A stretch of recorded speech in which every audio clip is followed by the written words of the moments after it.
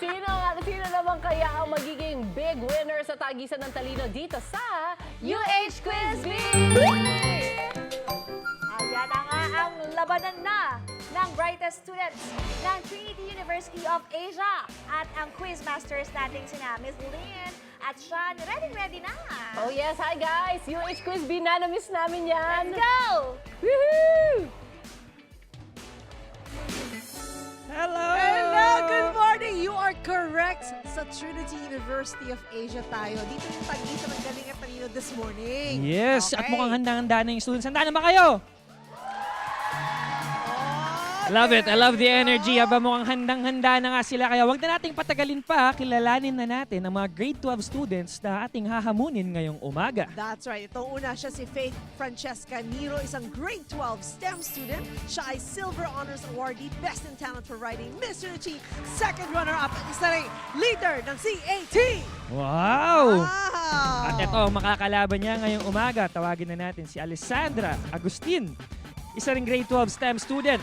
Siya ay Silver Honors Awardee, Editor-in-Chief ng school paper, school nominee sa University of Toronto at valedictorian ng junior high school. Grabe, mouthful talaga. Ang hirap, ang daming kailangan sabihin. And of course, to monitor their answers, makakasama rin natin ang Senior High Faculty of Trinity University of Asia. Yes, ito naman ang mechanics natin. Napakadali lang. Paunahan lang kayo pumindot ng buzzer natin. May 5 seconds kayo para sagutin. At kapag may chance to steal ang kalaban. For our easy round, ay may 10 points each for correct answers. Tapos for the difficult round, 50 points each. Ang mananalo ay mag-uwi ng 5,000 pesos. At ang runner-up naman ay mag-uwi ng 3,000 pesos. Correct. So, handa na ba kayo? Ready? All right, we will now begin. Unang tanong. Okay, ang wait. kamay? Go. Sa dibdib. Kamay sa Dito. dibdib. Ayan. Okay.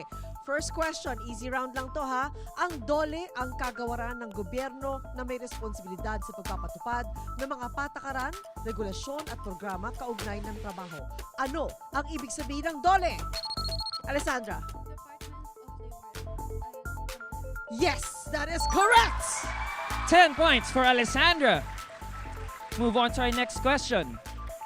Siya ay kilala bilang si Tandang Sora na ina ng Katipunan at kilala rin bilang ina ng Philippine Revolution. Alessandra. Melchor Aquino is correct. That's another correct answer for Alessandra. Oh, kailangan dito mabilisan ng kamay. Okay. Eto na. Ang ating third question is this. Ang EDSA ang pangunahing daanan ng mga sasakyan. Kaya madalas mabigat ang daling ng trapiko. Ano ang ibig sabihin ng EDSA? Alessandra? Epifania de los Santos Avenue. That is correct! Correct! Mabilis si Alessandra. Mabilis si ang Alessandra. kamay ni Alessandra. Francesca. Bilisan. Yan. Reflexes Kamay. Oh, yun. reflex. Okay. Eto na. Ang next question natin, number 4. Sino ang ama ng wikang pambansa? Again, sino ang ama ng wikang pambansa? Alessandra. Francisco Baltasar. Francisco Baltazar is incorrect. Francesca, this is your chance to steal. Manuel Quezon. Manuel Quezon is correct. Francesca is on the board. Naaliw ako kasi excited din yung mga tao as excited as us. Okay, Kanya-kanyang next manok question. yan eh. Oo nga eh. Ito ang next question natin. Anong probinsya ang sa Mimaropa? Francesca. Mindoro is correct! Ay! Exciting! Nako, dikit yung so laban. But that exciting. concludes our easy round. And sa recap lang ng answers, Alessandra has 3 correct answers while Francesca has 2. So lamang lang si Alessandra ng 10 points. Ngayon naman, pupunta tayo sa difficult round, which is where you can earn how many points? 50 points per correct answer. Perfect answer. Okay, eto na ang unang tanong. Makinig, kamay sa puso. Yan. Madalas laman ito ng balita. Ano ang ibig sabihin ng Pogo? Ay, nako. Sa nahirap. current affair. Naku, Current kailangan events, ha? nagbabasa tayo ng dyaryo, ha? O kaya nakikinig sa GMA News, of course. Again, the question. Madalas naman ito ng balita. Anong ibig sabihin ng Pogo?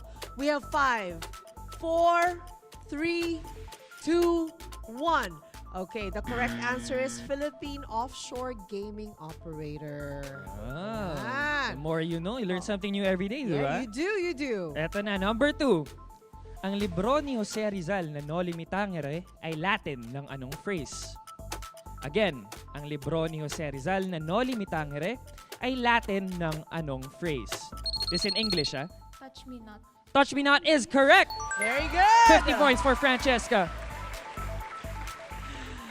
Si Sir Do, nagkakamata ng konti. Nag-worry na siya. Okay. Okay, ito na ang ating ikatlong tanong. Ano ang ibig sabihin ng KKK na isang lihim na samahang tinatag ni Andres Bonifacio? Alessandra. Kataas-taas ang kagalang-galangang katipunan ng anak ng bayan.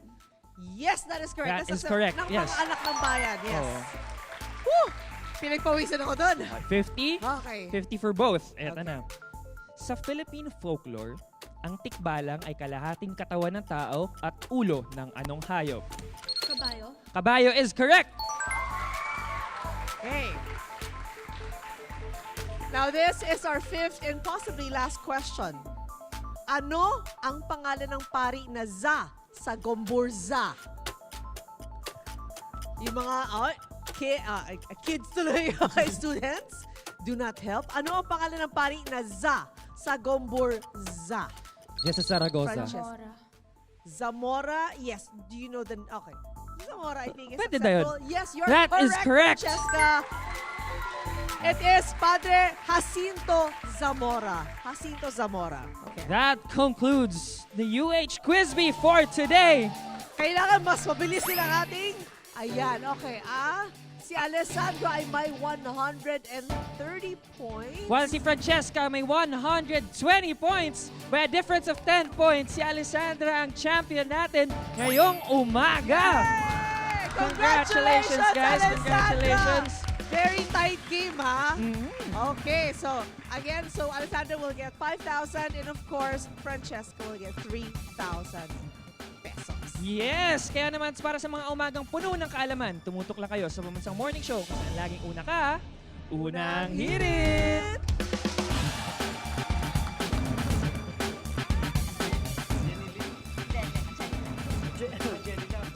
Ay! Ayan na. Ay, nakisagot din kami dito.